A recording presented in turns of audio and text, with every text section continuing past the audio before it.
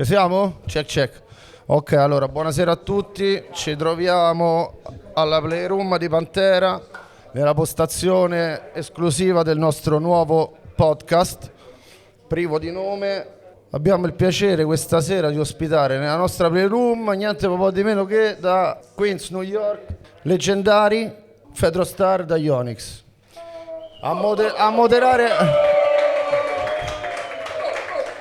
moderare la puntata con me ci saranno my man Clickhead, straight from Saronno, e Alex direttamente dal blocco.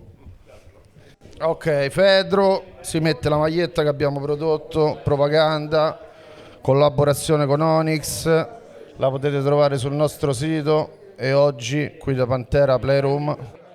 Hi, nice to meet you. What's up, What's up, Wade? Okay, we'd like to say welcome to the big Fedro from ONYX. What up? What up? Italy, what up? Straight from Queens, New York. Milan, what's poppin'? Propaganda. ONYX, it's good. Thanks, bro. Thanks for coming. We really appreciate you here. And yeah, we are out with this new collabo, Propaganda ONYX clothing. And you can find on our website and blah blah blah. Okay, we would like to ask a few questions to you, bro, if you feel. Alex is gonna speak for me, and okay, enjoy us. Let's go. You already know. It all started in Brooklyn. It all started in Brooklyn. New ONYX album coming out. Word up, man. It all started in Brooklyn. What's poppin'? We in Milan right now, man. We came a long way from Flatbush, man. What's up? What's up, man? Really nice to meet you. Thanks for coming down. Really appreciate it. And I wanted to know... Yeah. ONYX in the building. Pedro, you guys are legends, basically, for the hip-hop community in general. And in all these years, I was wondering, do you think that the message of hip-hop for you guys has changed over the years? Or like, how do you see hip-hop today? If you were born today, has anything changed in the scene? How do you see it? Well, we all know hip-hop is supposed to make you feel good, make you feel great. That's what hip-hop is supposed to be. That's what it started. The b-boys, the breakdancing, the graffiti, putting the art on the wall for hip-hop. The DJs starting the party. Then you got the rappers. Then hip-hop is supposed to make you feel as one. We all together. It's the spirit of hip-hop. I think hip-hop changed over the years, but I think it's coming back to the boom bap, coming back to the real rap, coming back to where guys like Big Daddy Kane, guys like Slick Rick, Rakim, they was writing rhymes and giving us the real word, and we was learning how to live through hip-hop. It taught us how to be who we are, the way we dress, propaganda, ONYX, the fashion, everything is hip-hop. So yeah, it changed, but it's going back. It's coming back to the original. Yo, peace. Peace. We have a question. As a graffiti artist, Yeah. okay, we grew up watching the ONYX logo. Yeah. So we have a question about the mad face. Yeah. How you guys came out with such as a logo iconic as the mad face that never lose impact through all these years. He's a legendary rapper, one of the greatest in Italy. Yeah. I've been writing graffiti since I was a kid. Yeah. So the mad face for us is so iconic. So It was coming from Brooklyn, coming from Queens. But you know who designed the logo? We did. You did? Yeah, we made the logo. We made You, everything. Sticky, the work Me, crew, Sticky, Suave, Big DS, we all created the Mad Face. It was simple, because we was just, Suave was a graffiti artist too. Very good. Was the first Yeah, so he used to write the Bam, bam, like a tag, like a tag. throw up, yeah. Yeah, but then it got more technical, and we made it like made it more graphic for clothing, and then it became the logo. Definitely. Because we came with Run DMC, Jam Master Jay. Of course, we have a question about it later. So Jam Master Jay said, "You see Run DMC logo?" I said, "Yeah." He said, "What's ONYX logo?" And then I was like, red and white. black and white, red and white. You see what I'm saying? That's exactly. We made our own, but it's the same color. And also like The round. like the impact. Yes. So Run DMC, ONYX. It's kind of like a derivative. Se vuoi chiedergli della maglia, penso Yeah, che sia il this momento is perfetto. such an important thing for us because, like propaganda logo, as you can see, is got a similar, real, deep impact to. Yes. When you see it, you remember it, you Yes, memorize it. propaganda is big, man. And- We know you guys are like, you know what I'm saying, for the culture. And I wanna just say this funny thing that I was 15. I was 15. My first big showcase was Public Enemy, Ice-T, and the Body Count in Rome. Damn. In 94. Damn. 94. I Wow. was 15, and the guys in the merchandise was selling the ONYX t-shirts. Between the shirts, Yeah. they got Public Enemy, they got Ice-T, but they got this ONYX t-shirt. I was a kid. I didn't know ONYX yet, but that logo impressed me so much, and I bought that shirt. Wow. For a moment. I still have it. You know, you It's, say it's a super old it's one. crazy and I love because it. 94. 94. I have it. I had it.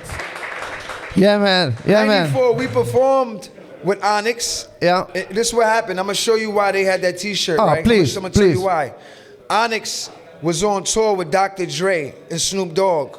We did a big merchandising deal. Okay. The tour was supposed to be 50 shows. Snoop Dogg, 50 shows in America. Okay. But Snoop Dogg entourage did some crazy shit. Okay. Police everywhere. The tour shut down. Crazy. 5 dates. So now we got all this merchandise sitting Still. around. So they probably was giving the merchandise to Public Enemy. Ah, giving the to it. merchandise because they had to sell Avete, it. avete capito So che now storia guess assurda. what?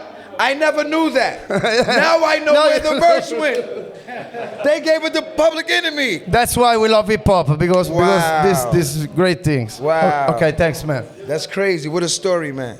It's dope. Fedro, let me tell you this little story. Basically, when I was growing up, I was basically into hip hop, and your Back the Fuck Up was an album that I cherished big time. My brother was into hardcore, and he was listening to Biohazard. Oh, So shit. when you guys did the collaboration with Biohazard, we couldn't believe it because my favorite band was doing a collab with his favorite band. So I was wondering, how did that come about? And also, I saw that still, even last year, you guys were touring together. How did that come about? Yo, it's funny. It's ill. You talk about this hardcore hip hop collaboration. We have a documentary. It's called Slam Boys: Mosh Pits in Hip Hop. Because ONYX, even though you had guys like Bad Brains, guys like Agnostic Front, guys like Beastie Boys, CBGB, that whole thing, and that was being hip hop together. CBGB was where,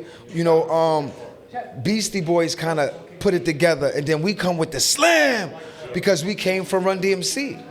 So when Jam Master Jay, we was trying to be like the Beastie Boys. We wanted to be like Run DMC. We wanted to be like the Public Enemy because we were on Def Jam Records.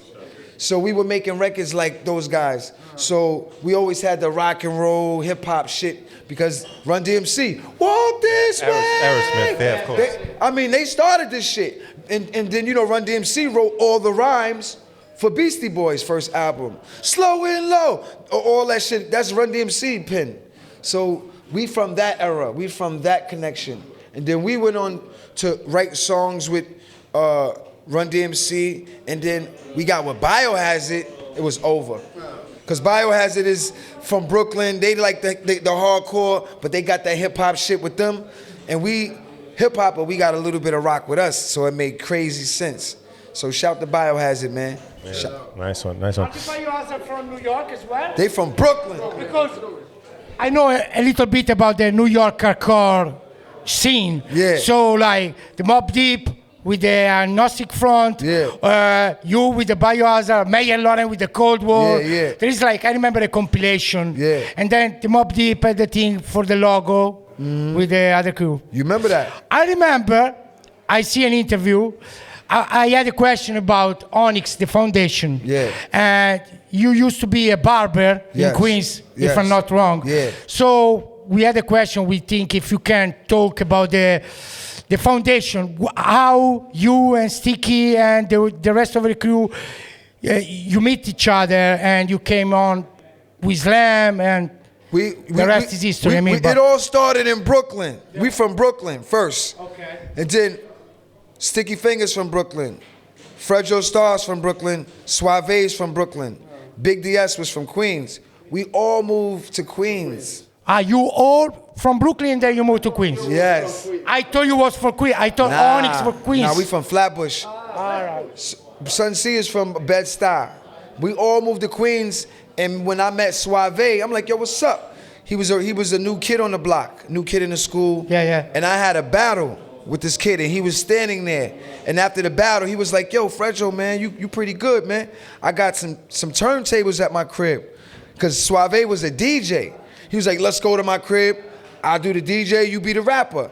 Suave wasn't always a rapper, he was the DJ first. So I used to go to that nigga crib every day. Bam. Rapping, he do DJing, and then he started rapping. Then Big DS, rest in peace, we made the ONYX. We made the ONYX group, and we wanted to be like Run DMC. We wanted to be, we wanted to be a group, and we made ONYX. Yeah, and then Jay came into the picture. Jam Master Jay. J Master Jay came into the picture. Yeah. If you want to talk about the J Master Jay role in this big picture. Jam Master Jay met us. Rest in peace. Jam Master Legend. Jay created the reason why people wear Adidas. Yeah, definitely. With no shoelaces. Definitely. He gave Run DMC all they style. Run DMC, before they met Jam Master Jay, was wearing plaid pants. They was cool, but they wasn't. Yeah, wasn't like what it is. Exactly. Jam Master Jay put the whole hip hop shit with the hat, the gangster hat, the Adidas suits. He made it hip hop what it was. That's what he did for ONYX. What he did for Run DMC is what he did for us. He's the visionary. The same thing he did for 50 Cent. The same thing he did for J.O. Felony and all these other. Jam Master Jay was the blueprint of hip hop, and we was lucky to have him as the leader of us, man. We was lucky, bro. You know what I'm saying? Well, this thing went worldwide because we was wearing Adidas because of J Master Jay. So you probably see in Brooklyn, but the thing went worldwide. Without no Jam Master Jay, there's no Kanye West Adidas. Yeah, definitely. Yeah, you know what I mean? Like, makes sense. Things happen, like, you know what I mean? It's just, that's the truth. You know what I'm saying? Because if everybody wouldn't have put their Adidas up in Madison Square Garden, when they said everybody put your Adidas up, and the whole Madison Square Gardens had one Adidas up, that made Adidas $1 billion company. Jam Master Jay should have gave Run DMC 10% of the company. They right should there. got the biggest check ever. They should have got a percentage of the company. Probably the fourth artist with. See, it used to be a sport, right, and sneakers, right. But after Run DMC, but see, back in the days, artists they didn't think those deals could be made. Yeah, now those deals are being made. Like I said, Kanye West is doing a big deal with Adidas.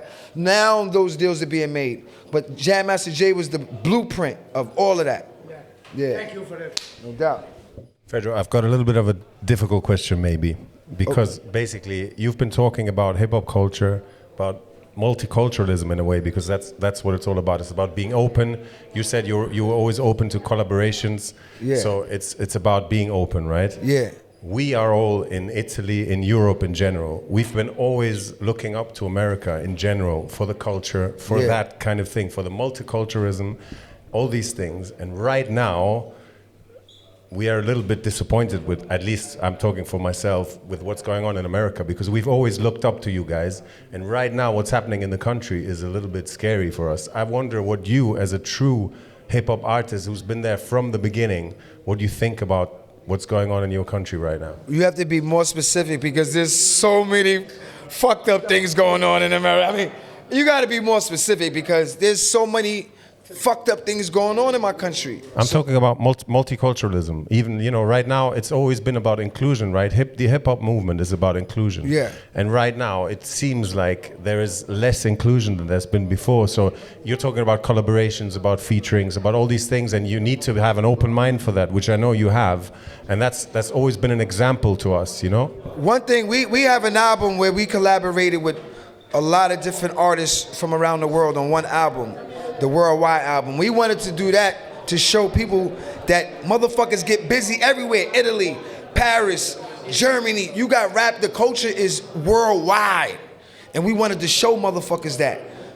I think that the trap culture, the Gen Z culture, I think it was more about partying. It was more about the vibe, where Rakim and those guys were really talking about real life and giving you wisdom to live with.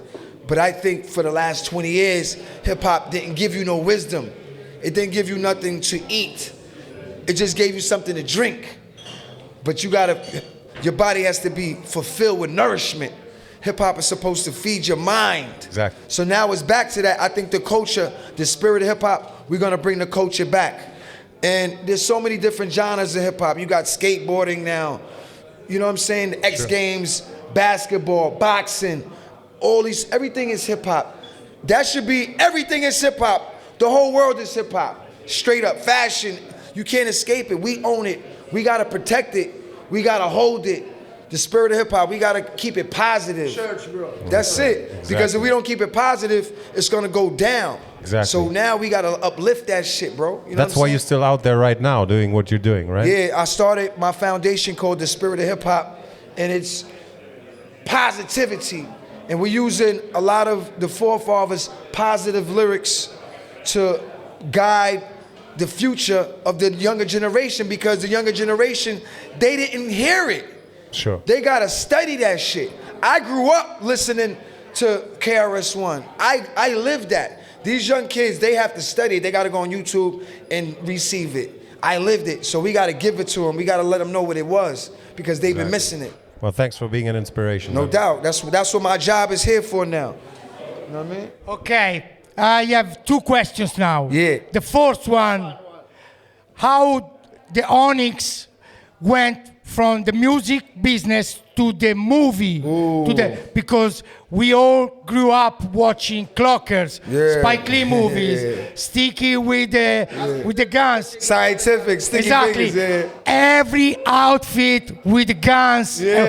First of all, if you want to talk about the ONYX in the movies, if you want to talk about Sticky Fingers outfits with the guns. Clockers, man. Yeah. Yo, that was ill. Spike Lee, New York Knicks. Yeah, You already exactly. know, baby. This is the week. Come on, man. Listen, man. Sweep. We just got into the movie game because that's what God wanted. You know, we had so much charisma. I did the first movie, Strapped. Yeah, Strapped. Tupac did Juice. I did Strapped at the same time. So Yes. And then once I got into the Strapped, Sticky was like, "Fuck that! I'm gonna get into this movie shit too." So then we did Clockers together. It all started in Brooklyn. Me and Sticky was two young kids. You guys was already so fly. Now we in a movie. We still trying to look like you. Now we in a movie together. Yeah. Together. Crazy. You know what I mean? Because Strap, I was by myself, really. He did a cameo, but now we in Clockers together. Nah, and I was like, yo, bro, it's crazy. We in a movie together, two cousins. We was fucking, just regular niggas, you know what I'm saying? You cousins? Yeah, cousins. So blood. It's blood. Cousins, yeah. It's family. Yeah. For His real. mother, my mother, sisters. All right, yeah, He's cousins. my younger cousin. That's nice. It started in Brooklyn, two kids. That's it. Two crazy ass Flatbush kids. But how did it happen? I mean, Spike Lee meet with you, call, guys, I want you in a movie. I'm doing a movie about drug dealing. Nah. I need the ONYX in the movie. Jam Master Jay. Jam Master Jay. He was like, yo, Spike Lee got an audition. Go to the, Jam Master Jay was like, you know what I mean? Yeah, the dot connector. Yeah, the dot connector. Yeah. Go to the movie to do Forrest Whitaker, do Strap. Jam Master Jay told me to do that. Jam Master Jay, go with Spike Lee. We go there, Spike Lee said, Spike Lee. First time I seen Spike Lee, he said, throw your guns in the air. Yeah. I was like, For real? yes. That's big, man. I was like, holy shit. This nigga know That's throw your big. guns. Ask him about also can you ask you also the gun thing in MTV? Madison Square Garden. Oh yeah, exactly. We didn't know if we care, but we say how it came out, taking out the guns. The Desert Eagle. Yeah. Sticky At shot the a Desert empty- Eagle. But was it like Boom, boom, boom, boom. How it bring the Desert Eagle inside? Scacciagani? No, it was a How he Desert brought it Eagle. in? It was a real gun. But no, Was it real bullet No security. Real bullets. Real bullets. Crazy. Real gun. And after that, You didn't have any. I didn't know. Any troubles for this? Yeah, we did. Troubles. No, but nobody went to jail because the police didn't find the gun. The gun was. gone. Boom. That's He give it to him. He give it to him. Oh, I ain't got nothing. Hey. crazy. No, nothing. But at that point, Yeah. I have a question. Yeah. I remember you at Vlad TV Oh, yeah. talking about, not only Vlad TV, with Nams in Coney Island too, talking about the bald heads. I remember the Michael Jordan viral thing. You know, I'm the original boy head. Man. Tell him, We started this shit. Michael Jordan went bald because of ONYX. Exactly. Somebody said Come on, son. You already know. We set the trends off for the ball heads, man. ONYX, a lot of people, not only Michael Jordan, a lot of people cut their hair because of ONYX, man. Jadakiss, Tupac, DMX, all them niggas cut their hair bald because of ONYX, man. Straight up. Because at that time, bro, it's not usual to have the bald head. Right. Excuse the skinhead. Who was rocking the bald Guru head? from Gangstar. Gangsters. All that. Okay. Even Run DMC cut their hair Went bald. went You know what I'm bald. saying? Think about it. You know what I mean? A lot of niggas cut their shit bald, man. Straight up, man. The basketball players from Michigan.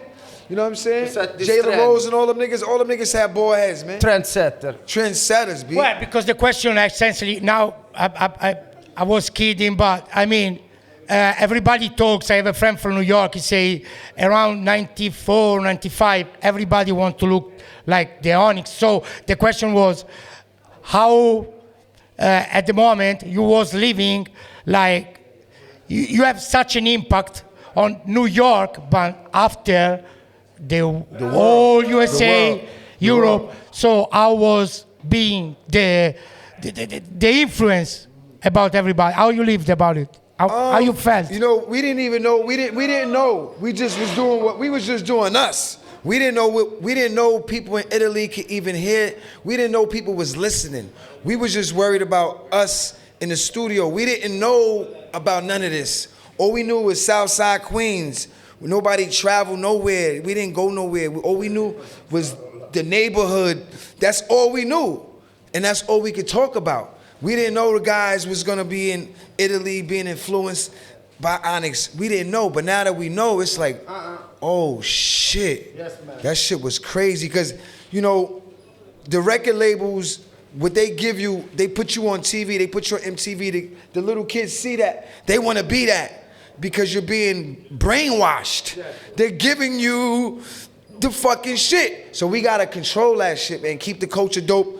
Have the dope, look at the gear, propaganda, ONYX, and collab. This is all about, this is hip hop. You gotta keep it together, man. So yeah, we don't Now want it's to time keep to you. smoke. We don't want to keep you too long. So We about just to blow it. maybe, Now we gonna smoke. maybe a last thing we were wondering before, because for someone being as real as you guys are and as being as important for the scene as you guys were, when you came about and Slam was happening and Back the Fuck Up was going through the roof, how was that for you? Because I wonder, I imagine you guys weren't looking for success. That's not really what you were out for, right? It's like, how was it when everything happened for you? It was like we was in a dream. You know? The first time I saw Flavor Flav, I was like, cause it was like one day you looking at hip hop on TV, you like, oh shit, I wanna be, and then you're inside hip hop. So now when I walk past Rakim, he says, what's up? I see KRS One, I'm like, yo, you the master. You know, you the master. I never thought that would be possible, because I was a little kid looking on the outside. But once we got inside, hip hop showed me so much love, man. You know, the Wu-Tang Clan and Redman, and we've been on tour with all these different people and Brand Nubian, and we all like brothers. It was like a brotherhood, you know what I'm saying? And that just felt, that was the best part, that we can just be brotherhood, and success is whatever you feel success is. Like, you could be the most successful person in the world, like, and still don't think you're all the way there. Success is what you got in your heart. And you're still here 40 years later. Well, 40 years later, we still here. Thank you. And we still smoking, baby. Time to roll up.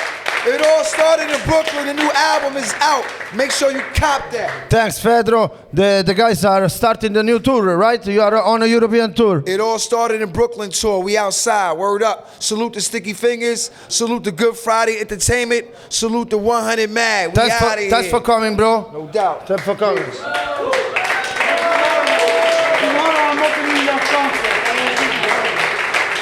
And salute to my man Ben Shaw. You know what I'm saying? Salute to the Snow Goons. Salute to Dope DOD. Salute to everybody down with the movement, man. We outside. You already know.